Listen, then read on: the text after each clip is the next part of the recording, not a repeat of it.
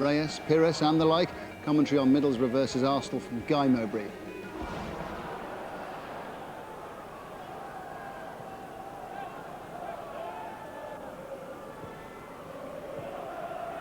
Gilberto, just behind Fabregas. Sliding in with Southgate to beat Henry to the loose ball. Downing. Jinked past Fabregas and then caught by a crunching Lauren challenge. And with just 1 minute played at the Riverside Stadium, we're going to see the first yellow card of the day. Downing had beaten Fabregas all ends up, and that is a scythe. It's a reckless challenge from Lauren. In many ways, he's lucky only to get a yellow card. Arsene Wenger does not look happy at all with proceedings. Not sure if his anger is directed at the referee or his players. Parla intercepted Senderos' pass to Vieira. Nemeth. Hasselbank gives chase. Saw Deriva coming. Oh, good try! Brilliant try! Deriva's never scored in the Premiership. What a way that would have been to break a duck.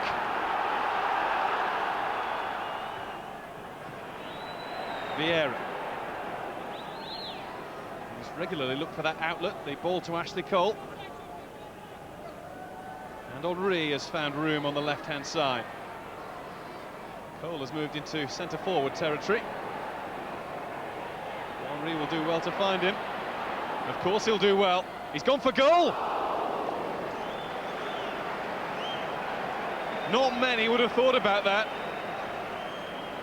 Ashley Cole was in there, Reyes had joined him in the box. Fabregas there too, but Henry had eyes set on that far post. I think Brad Jones realised just about in time that it was coming his way and knew where his posts were. Super effort from a terrific player. Senderos.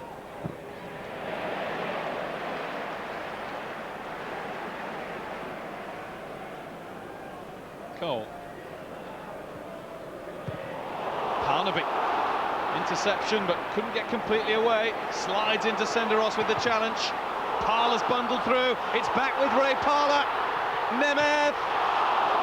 Middlesbrough trying to walk the ball through.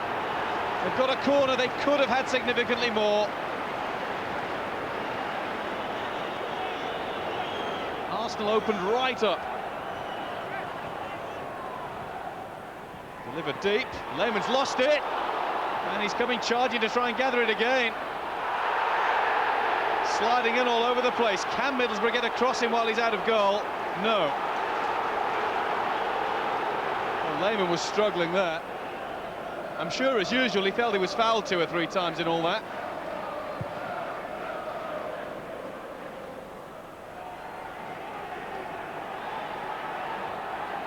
Henry. Boateng, well played again. Henry not about to be denied that easily. Lauren. Rapturous applause for George Boateng. It's only his second game back after 3 months out with a broken toe, but he is commitment personified.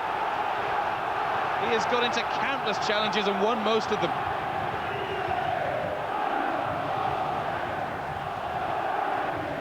Vieira. Clear of Deriva. Henry peels away. Here's Fabregas. Ricochets to Pires! Arsenal breakthrough. The goal, when it's come, is a fortunate one. Bounced around and Robert Pires was on hand to apply the finish. It's his first Premiership goal since Boxing Day, and it gives Arsenal the advantage on Teesside. Kadru. Downing. Up goes Hasselbank. Soft in the end for Lehmann, but a good attempt from Jimmy Floyd Hasselbank to really strive to get above Ashley Cole. Bounced nicely for Lehmann. May well have gone wide anyway.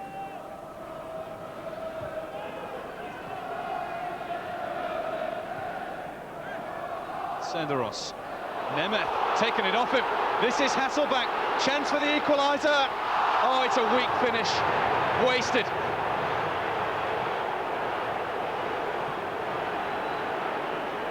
Senderos can breathe again. It was his error. It's Hasselbank's chance. It's the best chance of the game. You've managed to claw 2 points back on Chelsea today. They've only drawn with Birmingham. It still looks like their title, of course, but what does it mean for Arsenal to narrow the gap a bit? We want to get it closer, you know, because we go to Chelsea as well, and that will be a big game. And overall, I just feel that our pride is to do as well as we can and to win every game. And you never know. You know, the performance was magnificent, and how we've lost that game, I don't really know, because, you know, Arsenal, top scorers in the Premier League and a great attacking team. We never gave them a chance and hit them on the break and had chances ourselves. Borough worked hard, no reward. What about the challenge from Lauren? I thought it was a disgraceful challenge, and it's got no place in football. We talk about this time and time again. You cannot tackle two-footed, and I think the referee filled doubt. He made a big mistake here by only giving Lauren a yellow card. What do you think about that, Mark? I would say it's a very good job Stuart Downing knew that it was coming, because if he just started to jump as though he knew up to it, if he hadn't, who's to say what would have happened? And then don't forget, the bigger picture with him, of course, will be England, knocking on the door for England, although Joe Cole's got in that left-hand side, but certainly Downing would have a big chance in terms of next year for Germany. Did OK, Borough, didn't they? But Arsenal got the result. Unlucky they were today. Very unlucky. Let's take a look at the Barclays Premiership table. Chelsea need 8 more points to guarantee the title following today's draw. The gap between them and Arsenal has been cut to 11 points, with Manchester United falling further behind in 3rd. And Liverpool's defeat means Everton remain in the 4th Champions League spot. They play Crystal Palace tomorrow. Despite their surprise win over Manchester United, Norwich still 3 points adrift at the bottom. Crystal Palace or West Bromwich Albion could move out of the bottom 3 tomorrow when they play Everton and Aston Villa respectively. Southampton remain above the relegation zone on goal difference after losing at Blackburn. I don't know about Andy, Tony, but me and you definitely, we needed a sit down, didn't we, after all that standing? That's not good for us, that, isn't it? This game, we don't expect it to be a free-flowing footballing spectacle. Blackburn have been solid, hard to beat, and as much as Arsenal, you know, have got this wonderful attacking, you know, style, it's going to be I won't say a dour game, but it's going to be a real battle. Blackburn will look to try and mess Arsenal's game up, and they've gotten the likes of Everton, Liverpool, Man U, not conceded. They are, for me, along with Chelsea, the hardest working team. The team ethic has worked brilliant for them under Mark Hughes. Mark Bowen's got to take a lot of credit defensively. If you look at their back four, Matteo Nelson, Todd and Lucas Neal, they're not the greatest back four. They're not players that... But the midfield protect them. They protect them, but you've got to give a credit to the team. It's a whole team unit. Work their socks off. Well, if you have a look at the head-to-head, Andy, you can see semi-final, round 3 last year. Arsenal will be favourites, but both of them have got good cup traditions, Blackburn and Arsenal. Yeah, but recent years, Arsenal's FA Cup record is just sensational, you know, and I mean, Blackburn's is more in the past, and Arsenal at the moment aren't playing particularly well, you know, not that convincing. But when you look at it, I mean, that man Dickoff there, you know, I feel sorry for him already, because on Saturday he's going to have so much work to do. You know, and that's going to be the way. I agree with Tony. Defensively, you know, they defend right from midfield all the way back, absolutely superbly recently. But I just feel, you know, to win a semi-final, you've got to score a goal, and or a penalty anyway, at least in the end. But I just think that I can't see where that's coming from. And when I say score a goal, you have to, because Arsenal will score. Well, if you look at the lineup, if you look at Blackburn's lineup, you have obviously Dickoff playing up front by himself. But as he says, Morten Gamp Pedersen has come on and he's scored quite a few goals. David Thompson, if he plays, we're not sure, but Stephen Reid will burst forward from midfield. So now that they've shored up at the back, maybe they'll be a little more... Do you expect them to be a bit more adventurous? I think with Andy, what you're saying is, you know, spot on really about where the goals are going to come from. And I think Blackburn have got a chance at set pieces.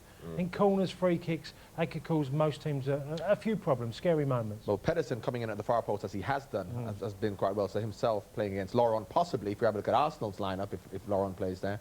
Arsenal's lineup, not any real surprises, apart from, you could say, Senderos, who's played really well in that left side in midfield, who's really not only he may keep Campbell out, but he's really pushed Seagan to the side. You know, we don't know whether Campbell's going to play, but by all accounts, he's been playing really well. Yeah, I mean, before he came here, Manchester United were actually after him, and he was talked up as the finest central defender, young central defender in Europe when he was over in Switzerland. He came over and he actually had about 2 or 3 really bad injuries, and then when he got into the side, he actually looked really, really unsure. Didn't have a great start, but now as everyone takes time to get used to the Premiership. Well, you say someone who was onshore, apart from the lighting, it's come back on. Someone who looked onshore at the start of the season was Patrick Vieira, but now he's got his mate alongside him, Gilberto. He's back in, and he looks much happier. I think Gilberto is probably the best spoiler in the game. When teams are coming at Arsenal, he can commit fouls that are not bookable offences, and in some ways it allows Vieira to have a bit more freedom. He's just a great player to have alongside. A lot of Arsenal supporters have not appreciated. Yeah, I mean, certainly what he does, they've all got them. He's the Claude Makélélé, the Dietmar Hamann. That's what makes, you know, Claude Makélélé is what protects Chelsea, and Gilberto. And of course, he's coming in at a good time, because coming into the run-in to the championship race, shall we say? Well, coming to the end of the season, and if you have a look at the top of the table, they're 11 points behind Chelsea, who they do play next Wednesday. And of course, he will be very necessary then, Gilberto playing against Chelsea, because if they lose that game, I mean, it's all over anyway, but that's a game they have to win if they have any chance whatsoever. Yeah, and of finishing second also, because they still have to go for the second spot. That's important, and their rivalry with Manchester United demands that they try and finish ahead of them anyway, regardless of the benefits of finishing second. And I think you're right. I think, like, getting fresh people back. I mean, he hasn't got many injured now. I mean, Campbell, I don't think will play Saturday, but will play at Stamford Bridge. Adu's the only injury. And, you know, and all of a sudden you've got these people back. And I think Arsenal will fancy they'd like to try and cause Chelsea a little bit of a flutter. They don't want to see him win it with an easy game at home against Fulham on a Saturday. Well, arguably.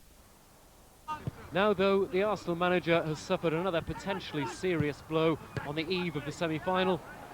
Thierry Henry out, maybe for a week, maybe for much longer. He has a scan today. It's very difficult to... he could be out for a few weeks, he could be out for a few days.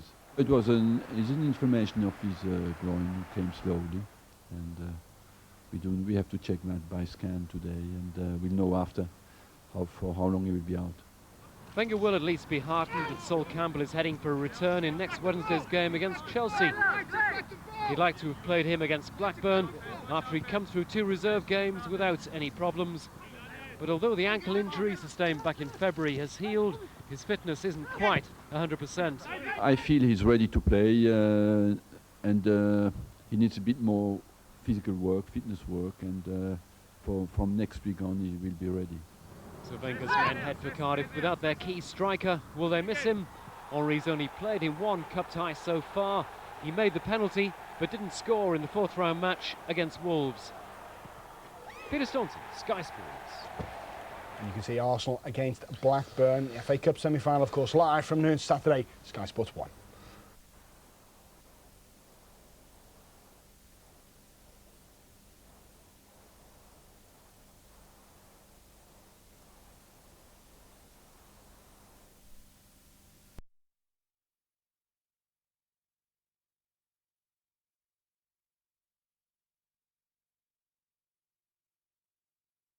Three points to put their promotion hopes back on track.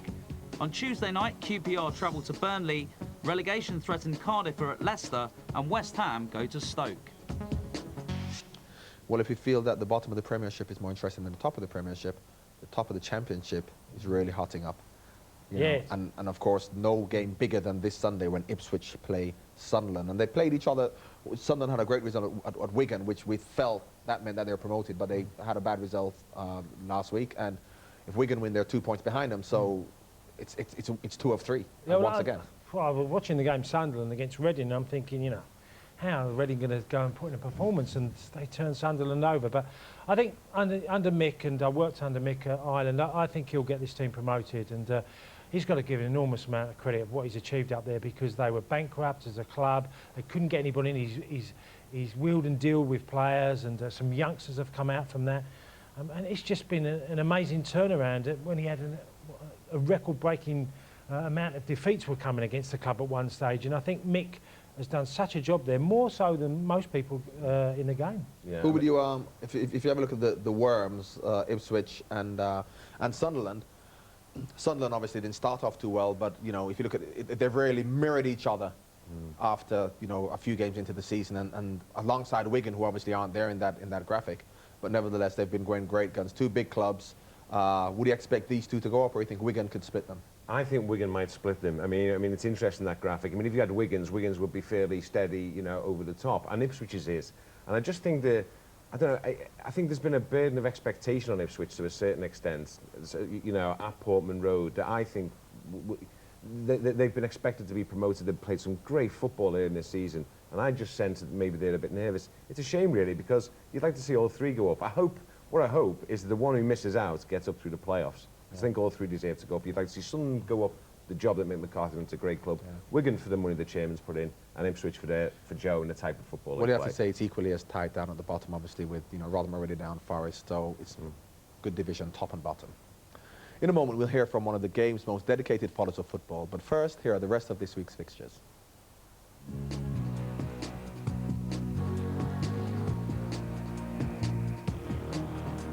Celtic are back in pole position in the SPL after their win over Livingston last night and Rangers' shock defeat against Dundee United at Ibrox. Martin O'Neill's men could extend their lead to 4 points with a win over Aberdeen before Rangers played Dunfermline on Sunday. The two Glasgow Giants then meet next Sunday, which looks like being the title decider. In League One, playoff hopefuls Hartlepool and Sheffield Wednesday meet at Victoria Park on Friday night. Then on Saturday, Brentford, who went fourth with a win over Tranmere on Tuesday, travel to Bradford. Fresh from their LDV Van's final win last Sunday, Wrexham turned their attentions to their battle to avoid the drop, starting with a trip to Bristol City.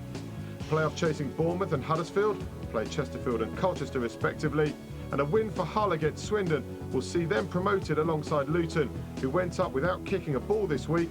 Congratulations to Mike Newell's side and everyone at Kenilworth Road, where there'll be plenty of celebrations in their home game against the MK Dons, who sit just one place above the drop zone. If Peterborough fail to beat Walsall, their fate will be all but sealed, and fourth and bottom Torquay will be desperate for 3 points against Port Vale. Southend and Swansea, two sides chasing automatic promotion from League Two, are in action in front of their own fans on Friday night. And the Shrimpers could go above leaders Yeovil, who then play at Kidderminster. The Harriers will be relegated if they lose at Agborough. Fifth plays sixth at Sincil Bank, with Lincoln and Macclesfield both chasing playoff places, as are Darlington, who are at Mansfield. Third from bottom Rushton play Boston, and if Cambridge lose at Scunthorpe, their 35-year stay as a league club will be all but over. Now, we all consider ourselves to be loyal, dedicated fans of our clubs, but for this particular Arsenal... 1948, and started going regularly to watch Arsenal play at home. Since I've been going regularly to Arsenal after I came out of the forces in 1948, I've probably not missed more than 10 or a dozen games, I would think, at Highbury. The last Arsenal game I missed in this country, I don't go abroad, by the way, was a home match against Deportivo La Coruña, when unfortunately I was ill and couldn't get to the game. This was the one we won 5-1, and Carnot scored this marvellous goal where he sort of ran through the ball without touching it. And that game, in case you don't remember, was on the 2nd of March 2000, more than 5 years ago. George's dedication is undeniable. He went to Highbury in the 40s to watch Compton and Thingy. He was there in the 70s and waited 18 years for George Graham to return the league title to Highbury in '89. Now he watches Wenger's Invincibles. Yes, George has been to his fair share of memorable matches. probably the most memorable match was the one when we won at Old Trafford, 1-0, to clinch the league title, which was quite an evening, that was. Wasn't there, unfortunately, when we won the league against Liverpool. Had to watch that at home on television. Although we celebrated so well when the Arsenal scored the goal, we actually pulled the light socket off the ceiling. George has seen some great sides in the last 57 years, perhaps none greater than the Manchester United side who visited Highbury on February the 1st, 1958. Well, that was quite a game. I think the final score was 5-4 to Manchester United, but one got the impression that if we'd scored, they'd just gone up the other end and scored again. They were so good.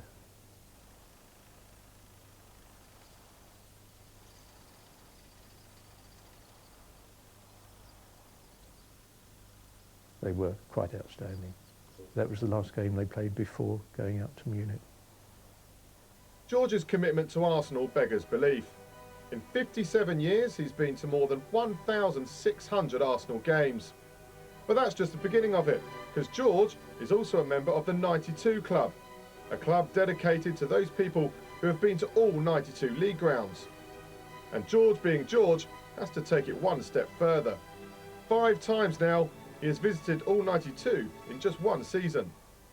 This season I've done 85 at the moment, and at the moment I do have dates for the other 7.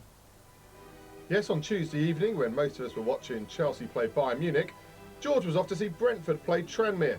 He would be the first to admit this hobby borders on the obsessional. Probably, yes, yeah. In fact, George keeps a record of every detail of every game he goes to.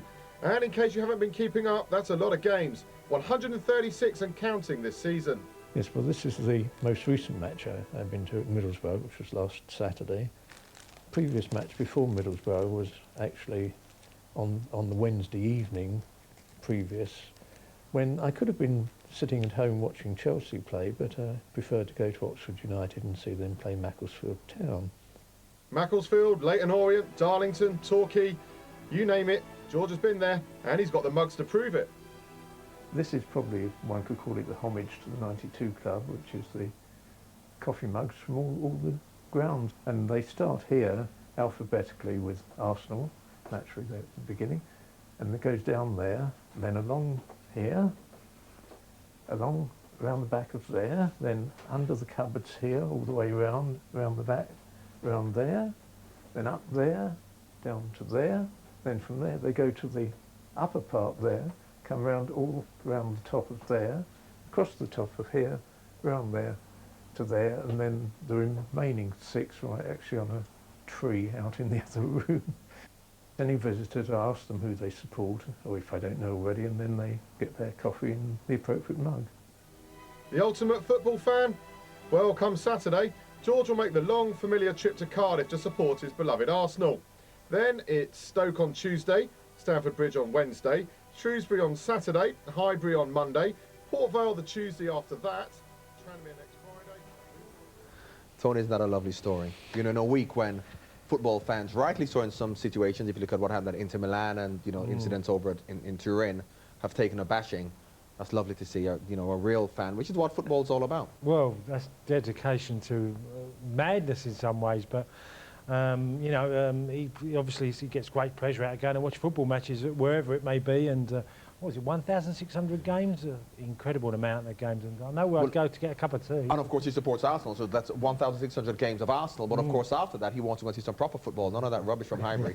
So he takes his out up to Darlington, Lincoln, Grimsby and Hartlepool to see some proper games. He must be getting fed up with them building these new stadium, you know, so then he has to go again. There's about 4 or 5 new stadium every year, isn't there? I'll tell you what struck me though about that, which is quite nice. You talk about fans and you talk about, you know, rivalries, and to me sometimes the rivalry becomes far too bitter. Him there talking about the Manchester United side, 58, you know, I mean, there's no thought of your club loyalty, acknowledges what a great side it was. It's a lover of football. I'm sure some modern Arsenal and Manchester United fans talk about each other with such love with the same degree of affection. In fact, the players probably do. But it's a fantastic story, and you know, for me, that's what football is all about, the fans. You know, because what are the fans, and not just Arsenal fans. You got fans who go to Crewe and Stockport, and you know, 4,000 people go and watch. It's very easy to support Chelsea and Arsenal, Manchester United, Liverpool. Although he's an Arsenal supporter, I think he just typifies what football fans in this country is all about. Well, I started at Gillingham, and you know, as a fan. No, just going as a player, and you was a spectator for a while. You met fans that just lived and died for this football club, and you know, they weren't interested in the success stories of the Premiership, and that was their football club, and that was all that meant it to them, was that on a Saturday going to support their team in any shape or form. Well, thanks very much, football fans, Andy and Tony. Well, that's all for now. Thanks to Tony and Andy for joining me. Stay with us now, though, as we football throughout the night for you here on 5. First up, another chance to see Newcastle's UEFA Cup tie against Sporting Lisbon played earlier tonight. I'll see you soon.